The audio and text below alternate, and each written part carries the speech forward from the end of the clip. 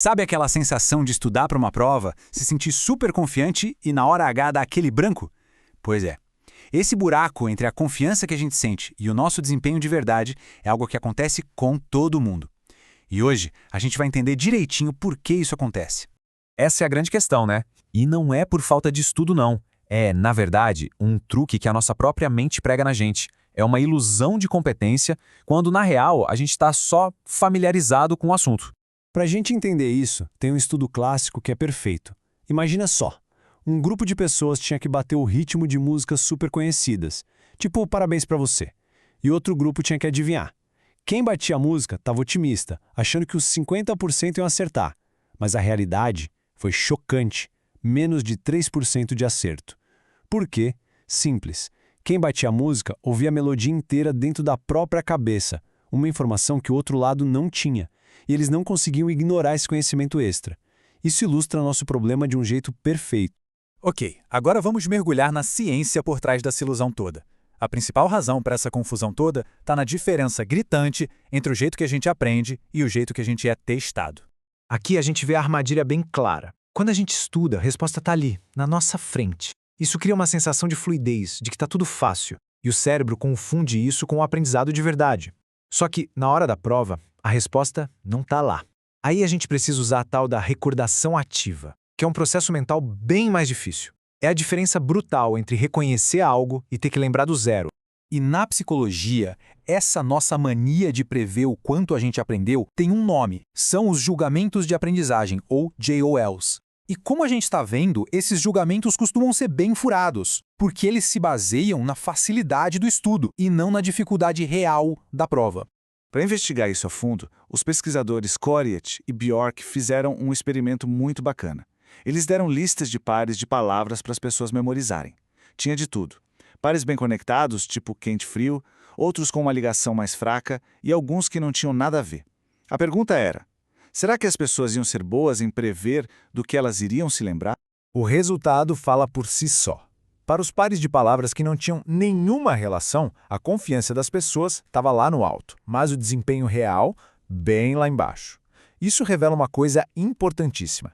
A ilusão de competência é mais forte justamente onde o nosso conhecimento é mais fraco. Mas calma, que a coisa fica ainda mais sutil. Em outro teste, eles usaram pares que tinham uma lógica de mão única. Por exemplo, a palavra gatos faz a gente pensar em gatinhos quase que na hora. Mas o contrário, gatinhos fazer o pensar em gatos, não é tão automático. Eles queriam saber se as pessoas conseguiam sentir essa diferença de dificuldade. E o resultado aqui é surpreendente. As pessoas se sentiram igualmente confiantes, não importava a direção do par de palavras. Só que na prática, o desempenho delas nos pares inversos desabou. Isso prova que o nosso termômetro interno de aprendizado é cego para um fator essencial: a dificuldade real de lembrar da informação. Isso nos leva ao X da questão, a diferença entre o que os cientistas chamam de relação a priori e a posteriori. É mais simples do que parece. Pensa que a priori é a hora da prova. Te dão uma dica e você tem que achar a resposta. Já a posteriori é a hora do estudo. Você vê a dica e a resposta juntas e a conexão parece óbvia. O problema é que nosso cérebro se apega a essa sensação de obviedade do estudo e ignora a dificuldade que vai ser na hora da prova. E este resultado aqui fecha o caso. Quando a conexão só parecia óbvia quando se via as duas palavras juntas, a tal da armadilha a posteriori, a confiança das pessoas disparou, mas o desempenho foi lá para baixo. Essa é a anatomia da ilusão, uma sensação de competência que evapora no segundo em que a resposta não está mais na nossa frente. Mas beleza, isso não é só uma curiosidade de laboratório, não.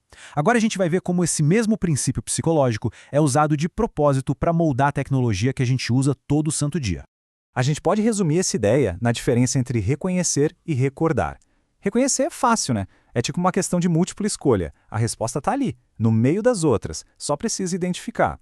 Agora, recordar, aí é outra história. É como uma questão dissertativa. Tem que puxar a resposta do zero, lá do fundo da memória.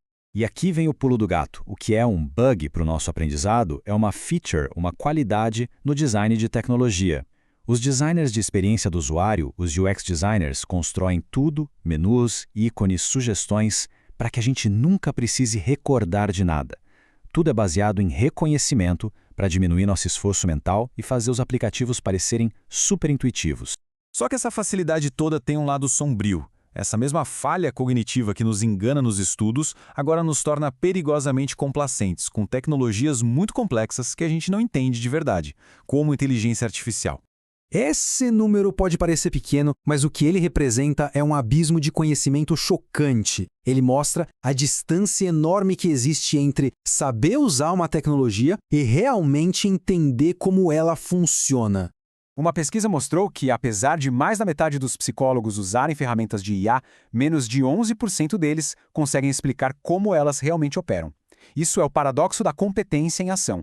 Confundir a facilidade de usar algo com o verdadeiro entendimento conceitual. E as consequências disso são bem sérias. Quando profissionais superestimam o quanto entendem das ferramentas de IA, isso pode levar a uma perda de habilidades cognitivas e éticas. A identidade profissional se enfraquece, a responsabilidade por erros fica meio nebulosa e ainda surge um novo tipo de estresse, o tecnoestresse. Então, diante desse cenário todo, o que a gente faz? A resposta parece estar em conectar todos esses pontos e adotar uma nova mentalidade. No fim das contas, é o mesmo atalho mental em todos os cenários. Aquele mecanismo que nos faz sentir super preparados para a prova é o mesmo que faz os apps parecerem fáceis. E é justamente isso que nos deixa vulneráveis, confiando de olhos fechados em sistemas que, no fundo, a gente não faz a menor ideia de como funcionam. E isso nos deixa com uma pergunta fundamental para a nossa era. Se a gente interage cada vez mais com sistemas que são verdadeiras caixas pretas, o que significa de fato ser competente hoje em dia?